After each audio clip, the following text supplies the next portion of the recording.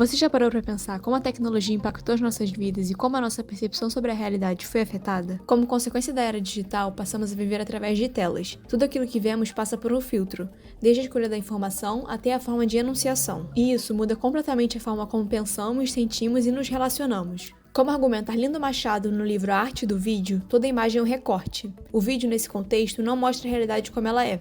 Ele reconstrói, reorganiza e representa. Toda imagem é uma escolha, um ponto de vista e nunca o real absoluto. Porém, na verdade, não é a cabeça do espectador que a TV embaralha, mas as próprias categorias na sua expressão real. Não somos nós, telespectadores, que embaralhamos as informações. Essas informações já chegam embaralhadas.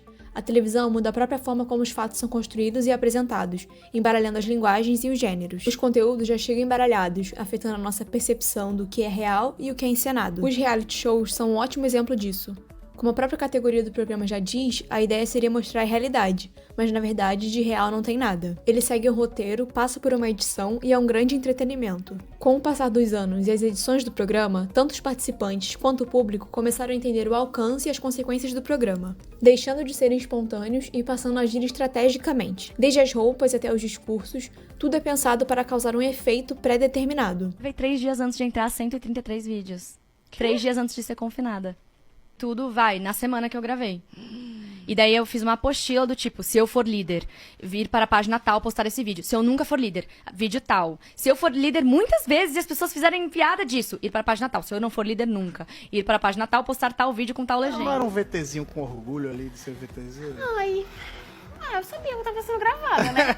Isso acontece porque a presença de uma câmera muda tudo. A câmera não é um objeto passivo, a presença dela influencia o que será registrado. Ela provoca e condiciona comportamentos. Quando a gente sabe que está sendo filmado, a gente age diferente. Um eu performático que não é espontâneo, não é real, e sim planejado. Sem a presença de uma câmera, a relação seria completamente diferente. A sua presença cria uma situação que não existiria sem ela. A apresentação da cantora Camila Cabello no Glastonbury 2024 não teria sido polêmica caso não houvesse uma câmera no palco. A cantora cubana que se apresentou no ano passado no festival Glastonbury foi acusada de não interagir com o público, apenas com a câmera do palco. Ainda no mesmo ano, Camila Cabello fez uma performance no Jingle Bell Ball, interagindo diversas vezes com a câmera e interrompendo sua apresentação para gravar e postar no TikTok. O vídeo precisa de um espectador para se completar. Arlindo Machado diz que uma das coisas mais estranhas é notar um receptor de TV ligado sem que ninguém esteja olhando. Um programa de TV depende desse contracampo. E atualmente, esse espectador não é mais passivo. O público dos reality shows, por exemplo, depende de um público ativo. Sem a presença dele, o programa não existe. O que Arlindo Machado debate no livro acerca de uma participação ativa do espectador na construção do sentido do vídeo, a gente consegue perceber com a movimentação dos telespectadores do programa nas redes sociais. O público do Big Brother interage e influencia o andamento do programa e até o futuro dos participantes. No texto Padrão Tecnoestético, Hegemonia e Alternativas, Britos e Rosa vão debater que os jornais televisivos, em sua maioria, resumem-se em apresentar fatos e sabe-se que os mais vendáveis em termos de audiência são os fatos negativos, ou seja, fatos trágicos ou polêmicos. A imagem jornalística é uma construção, não mostra tudo, mostra o que foi escolhido, um recorte da realidade. E isso é visto há muito tempo. Há mais de 60 anos, a Guerra do Vietnã foi o primeiro conflito de suas proporções a ser amplamente explorado pela mídia eletrônica, com divulgação quase instantânea pela televisão. Posteriormente, a Guerra do Golfo ficou conhecida como a primeira guerra televisionada ao vivo. O que a CNN mostrou foi um recorte de tudo o que estava acontecendo. Enquanto a cobertura é tratada como um espetáculo, somente partes fragmentadas do que realmente aconteceu em 1991 se tornaram conhecidas. A cobertura parecia mais um jogo de videogame do que um conflito real.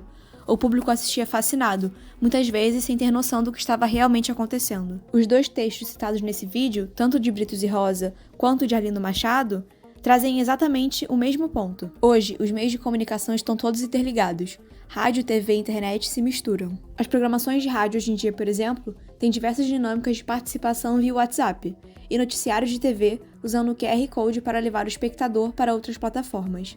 Arlindo Machado ainda vai além. Em sua obra, ele vai dizer que as próprias modalidades de programação televisivas podem acabar se misturando. O que antes era jornalismo, apenas informação, e o que era ficção, apenas entretenimento, hoje em dia se misturam.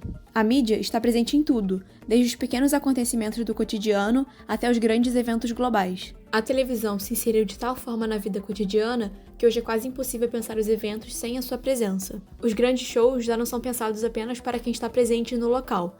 Eles são planejados para a transmissão ao vivo. As câmeras, os cortes e até o comportamento dos artistas são pensados para o público que assiste de longe. O evento, muitas vezes, também é construído para a tela. A televisão broadcast ainda acrescenta outro dado a essa característica do vídeo. Ela pode transmitir a pessoas situadas em lugares distantes um evento ou um espetáculo ao vivo, permitindo que os espectadores visualize enquanto eles ainda estão sendo tomados.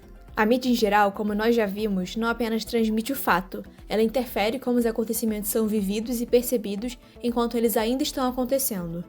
Os fatos são criados enquanto ainda está sendo transmitido. O tempo real e a simultaneidade, a transmissão ao vivo, muito debatidas no livro de Arlindo Machado, facilita a relação do espectador com o fato. A batalha judicial entre Amber Heard e Johnny Depp é um exemplo claro disso. O que era para ser apenas um processo jurídico virou um grande fenômeno midiático. O processo saiu do tribunal e foi parar na mídia, sendo conhecida como o primeiro julgamento por TikTok. Todo o processo foi transmitido em tempo real como se fosse um reality show.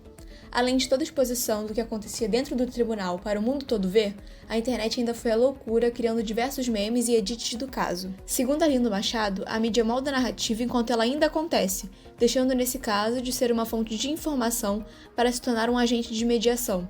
Tudo isso não teria se tornado um fenômeno midiático globalmente se não fosse a transmissão em tempo real. A mídia não apenas transmitiu o processo, ela o transformou.